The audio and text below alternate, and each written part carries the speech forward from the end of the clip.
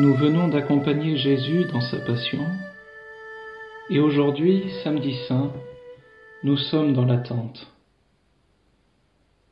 Après le tumulte et les tensions du vendredi, un silence se fait, et nous reprenons souffle en méditant ce qui vient de se passer. Je vous propose un voyage. Montons à Jérusalem, il y a 2000 ans, pour nous glisser dans la peau des apôtres et revivre avec eux cette journée. Imaginons ce qu'ils ont alors éprouvé. C'était il y a 2000 ans, mais nous vivons aujourd'hui le même événement, les mêmes questionnements. Nous voici donc à Jérusalem. C'est le grand sabbat. La ville est calme, chacun reste chez lui. Les apôtres, apeurés, abasourdis, sont plongés dans la stupéfaction après l'épouvantable enchaînement des événements qui ont conduit à la croix.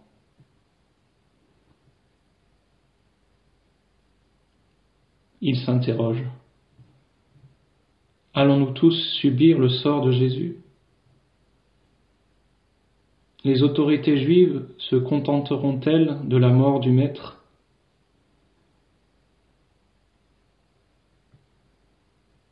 Angoisse. Seigneur, où es-tu ? S'élève alors un long cri vers Dieu par le psaume 87. Seigneur mon Dieu et mon salut, dans cette nuit où je crie en ta présence, que ma prière parvienne jusqu'à toi. Ouvre l'oreille à ma plainte. Car mon âme est rassasiée de malheur, ma vie est au bord de l'abîme.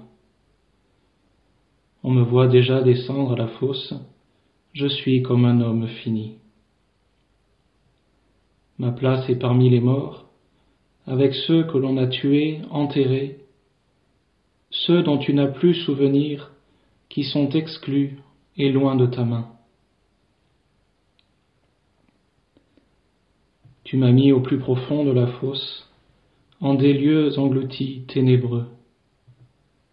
Le poids de ta colère m'écrase, tu déverses tes flots contre moi. Tu éloignes de moi mes amis, tu m'as rendu abominable pour eux. Enfermé, je n'ai pas d'issue. À force de souffrir, mes yeux s'éteignent. Je t'appelle, Seigneur, tout le jour. Je tends les mains vers toi. Fais-tu des miracles pour les morts ? Leur ombre se dresse-t-elle pour t'acclamer ?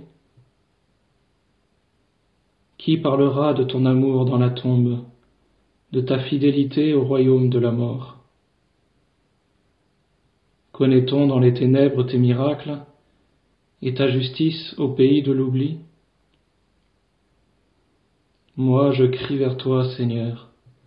Dès le matin, ma prière te cherche. Pourquoi me rejeter, Seigneur ? Pourquoi me cacher ta face ? Malheureux, frappé à mort depuis l'enfance, je n'en peux plus d'endurer tes fléaux. Sur moi ont déferlé tes orages, tes effrois m'ont réduit au silence. Ils me cernent comme l'eau tout le jour, ensemble ils se referment sur moi. Tu éloignes de moi amis et familiers, ma compagne, c'est la ténèbre.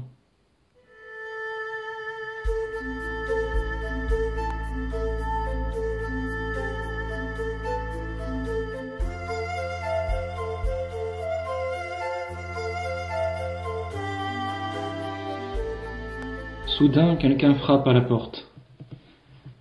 C'est Pierre et André, qui cherchent un peu de compagnie, pour se soutenir et essayer de comprendre. Ils ont prévenu les autres. Progressivement, le groupe se reconstitue.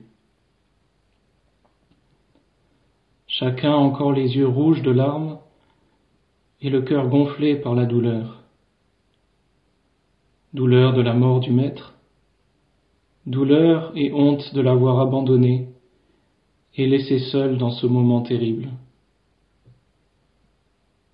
Chacun à la suite de Pierre n'avait-il pas juré : même si tous tombent à cause de toi, moi je ne tomberai jamais. Même s'il faut que je meure avec toi, non, je ne te renierai jamais. Et pourtant, pourquoi sommes-nous si inconsistants, si inconstants ? Pourquoi nos belles résolutions durent-elles si peu ? Nous sommes bien faibles. Vous n'avez pas la force de veiller seulement 1 heure avec moi ?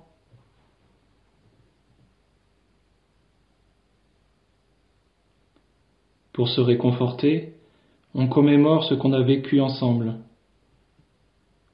Pour accueillir le deuil, l'inconcevable mort du Maître, on se rappelle les bons souvenirs vécus avec lui.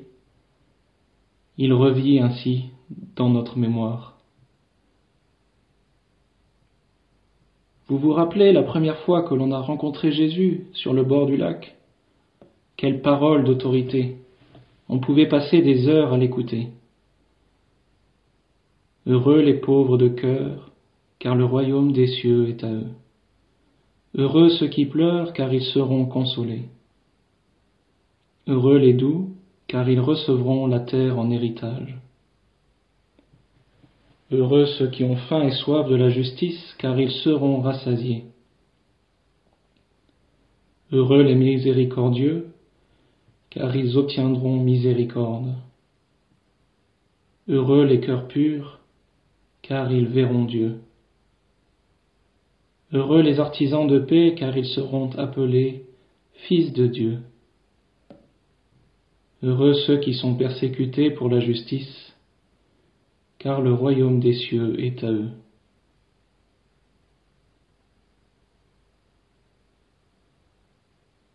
Et vous souvenez-vous de tous ces miracles ?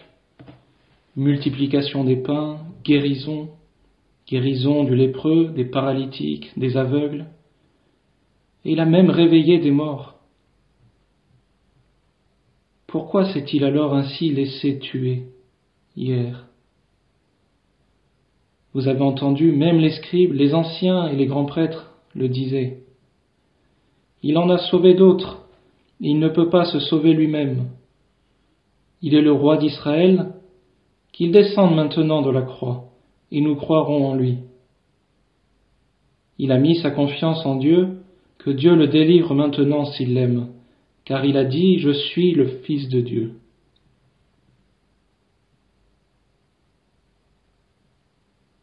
Pourquoi ne s'est-il pas alors manifesté dans toute sa puissance ? À Gethsémani, il a même ouvertement renoncé à cette puissance quand Pierre a frappé le serviteur du grand prêtre. Crois-tu que je ne puisse pas faire appel à mon Père ? Il mettrait aussitôt à ma disposition plus de 12 légions d'anges. Mais alors, comment s'accompliraient les Écritures selon lesquelles il faut qu'il en soit ainsi ? Et nous qui espérions qu'il était celui qui allait délivrer Israël, nous serions-nous totalement trompés ? En qui avons-nous mis notre confiance ? Quelle idée du Messie avons-nous ? Quelle idole nous sommes-nous construits ? Qui avons-nous suivi ? Au dire des gens, qui est le Fils de l'homme ? Ils répondirent, pour les uns Jean le Baptiste, pour d'autres Élie, pour d'autres encore Jérémie ou l'un des prophètes. Jésus leur demanda, et vous, que dites-vous ? Pour vous, qui suis-je ? Alors Simon-Pierre prit la parole et dit, tu es le Christ, le Fils du Dieu vivant. Alors il ordonna aux disciples de ne dire à personne que c'était lui le Christ.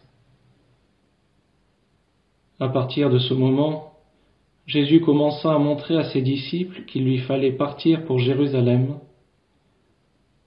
souffrir beaucoup de la part des anciens, des grands prêtres et des scribes, être tué, et le 3e jour ressuscité. Pierre, le prenant à part, se mit à lui faire de vifs reproches. « Dieu t'en garde, Seigneur, cela ne t'arrivera pas. » Mais lui, se retournant, dit à Pierre, « Passe derrière moi, Satan. Tu es pour moi une occasion de chute. Tes pensées ne sont pas celles de Dieu, mais celles des hommes. »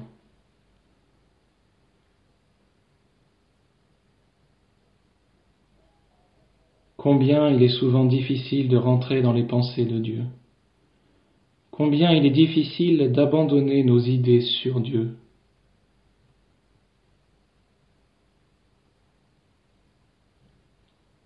Peu à peu, d'autres paroles de Jésus reviennent à la mémoire des apôtres. Oui, il avait plusieurs fois parlé de sa mort, mais ils n'avaient pas compris. Le Fils de l'homme va être livré aux mains des hommes.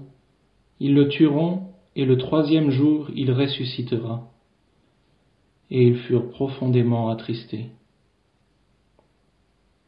Ou encore, juste avant la fête, « Voici que nous montons à Jérusalem, le Fils de l'homme sera livré aux grands prêtres et aux scribes, ils le condamneront à mort, et le livreront aux nations païennes pour qu'elles se moquent de lui, le flagellent et le crucifient. Le 3e jour, il ressuscitera. »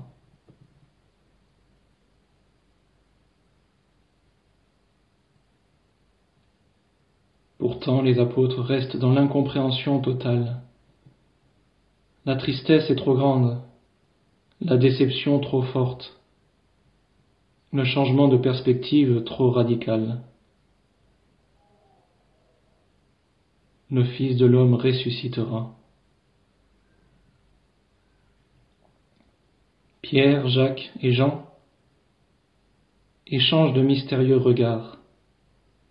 Sur la montagne, tous les trois ont vu Jésus transfiguré.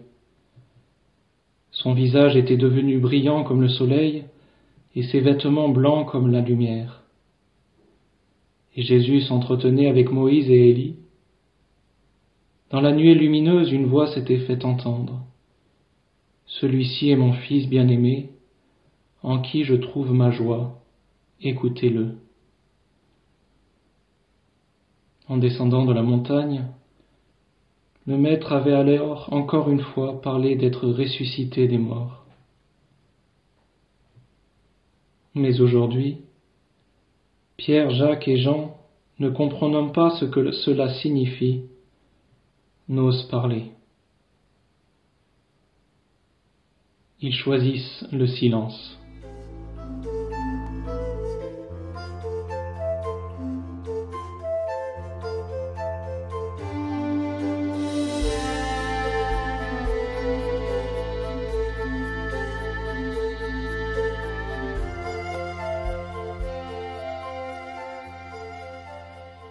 D'autres évoquent les paroles mystérieuses de Jésus lors du repas pascal il y a 2 jours. « Prenez, mangez, ceci est mon corps.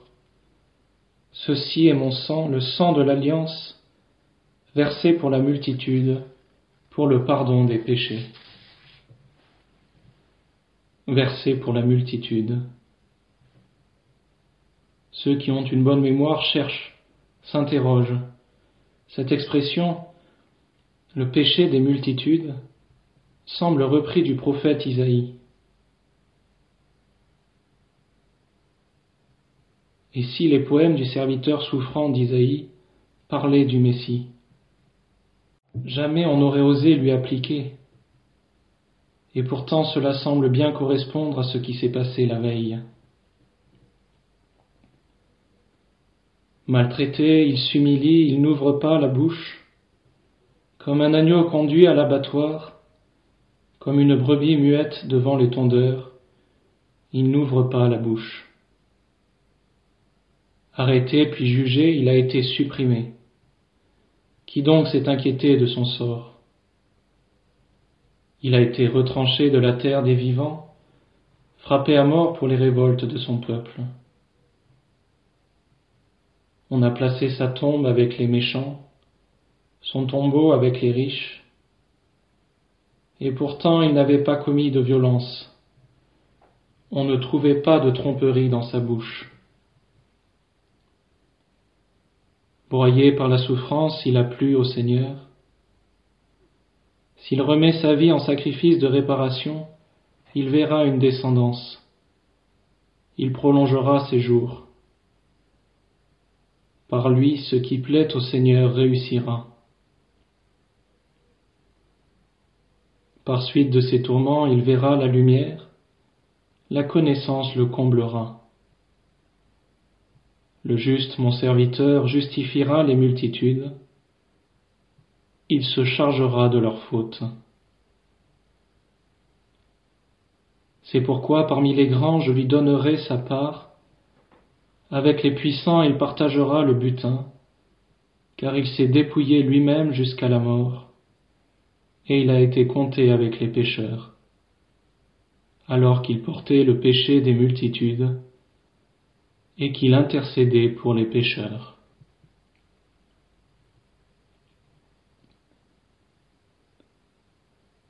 Il verra la lumière, il prolongera ses jours, le Fils de l'homme ressuscitera. Cela reste bien mystérieux. Une porte s'ouvrira peut-être plus tard. Mais pour le moment, les apôtres restent stupéfaits par ce qui vient d'arriver.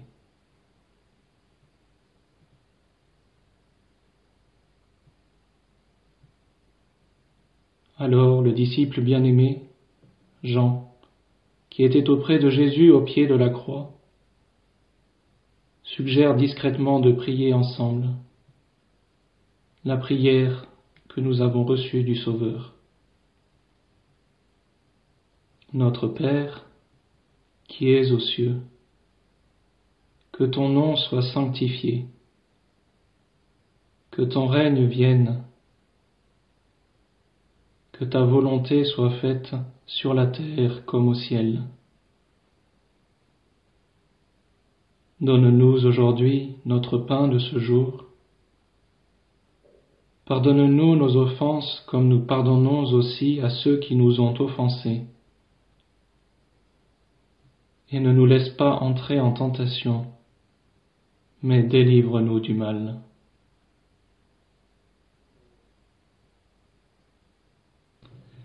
Tout est dit, tout est accompli. Le reste est silence, le reste est attente, le reste est espérance.